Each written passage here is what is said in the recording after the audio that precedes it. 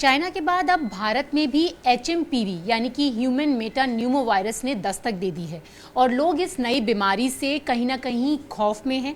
हमारे साथ हैं health expert doctor Sameer Bhati, तो उनसे ही हम जानेंगे। भाटी जी, इन दिनों HMPV जो नई बीमारी है उसको लेकर कहीं ना कहीं लोग खौफ में हैं, तो सबसे पहले तो मैं ये जानना चाहती हूँ कि आखिरकार ये वायरस है क्या और ये कहाँ से आया।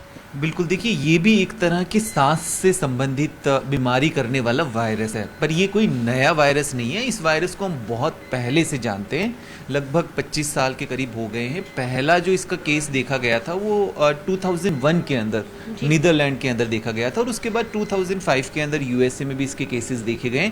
इवन भारत में भी 2006 के अंदर इसके केसेस देखे गए थे, तो नया नहीं है। और इसका नाम पूरा है ह्यूमन मेटा न्यूमो वायरस, जो कि एक तरह का सांस से संबंधित रेस्पिरेटरी वायरस ही है। तो सर, अगर इसके मीनिंग को समझना चाहें तो वो कैसे समझ सकते हैं, क्योंकि रेस्पिरेटरी तो ये डिसीज है, तो इसको अगर ह्यूमन मेटा न्यूमो वायरस, क्या मीनिंग है इसका? देखिए, इसमें जैसे वायरस का हम नॉमेनक्लेचर करते हैं ना, कोविड के समय भी हमने डिफरेंट वेरिएंट का नॉमेनक्लेचर किया था, तो जो आपके रेस्पिरेटरी वायरसेस है उनको डिफरेंट कैटेगरीज में डिवाइड किया गया है।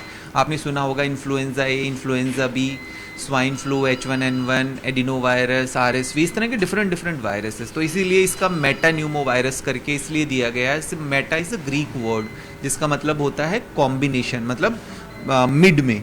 सो इसमें दो तरह के वायरस के कैरेक्टरिस्टिक्स हैं कि उन तरह के कुछ जेनेटिक इसके अंदर चेंजेस है, इस वजह से ये साइंटिफिकली इसका नॉमेनक्लेचर ऐसे किया गया है। एक आखिरी सवाल है कि आपने बताया कि क्या प्रिकॉशन लेने चाहिए, क्या सिम्टम्स होते हैं इसमें, और गवर्नमेंट ने तो गाइडलाइन अपनी जारी कर ही दी है, तो ऐसे में यहाँ पर जो हमारे व्यूअर्स हैं उनके लिए कि ये बताएं कि इससे डरने की ज़रूरत तो नहीं है, सिर्फ प्रिकॉशन लेना ही मात्र वो है, और अगर इस तरीके के सिम्टम हो तो ऐसी कंडीशन में डॉक्टर के पास कब जाना चाहिए और क्या कुछ खान पान शामिल करें तो उससे बचा जा सकता है? देखिए, आपके चैनल के माध्यम से यही बताना चाहूँगा, और जैसे गवर्नमेंट भी इस चीज़ के ऊपर बात कर रही है कि इसको लेकर पैनिक आपको नहीं करना, अवेयर रहना, अपडेटेड रहना है, आपको जानकारी ज़रूर लेनी है और गवर्नमेंट की तरफ से जो भी एडवाइजरी आए आप उसको फॉलो करना है। और रही बात कि डेफिनेटली किसी भी तरह की वायरल इन्फेक्शन से बचने के लिए आपको अपनी इम्यूनिटी पे काम करते रहना पड़ता है, और इम्यूनिटी पे काम करने के लिए डेफिनेटली वही आप अपनी डाइट ठीक रखिए, अपनी नींद ठीक रखिए।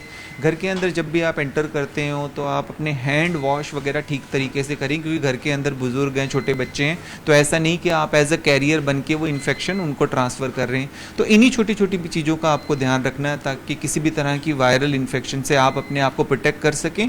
और रही बात टेस्टिंग की, तो टेस्टिंग की तो गवर्नमेंट की तरफ से जैसे दिशा निर्देश और आएंगे उस तरह से टेस्टिंग की ज़रूरत पड़ेगी तो टेस्ट किया जा सकता है। हाँ, एक चीज़ इसमें और बताना चाहूँगा कि जो हाई रिस्क वाले लोग हैं, जो बुज़ुर्ग लोग जिनको पहले से अस्थमा, हार्ट से संबंधित कोई प्रॉब्लम है, तो अगर उनके डॉक्टर बोलते हैं तो जो फ्लू वाली वैक्सीन है हर साल जो अपडेट होती है, तो वो वैक्सीन वो लगा सकते हैं।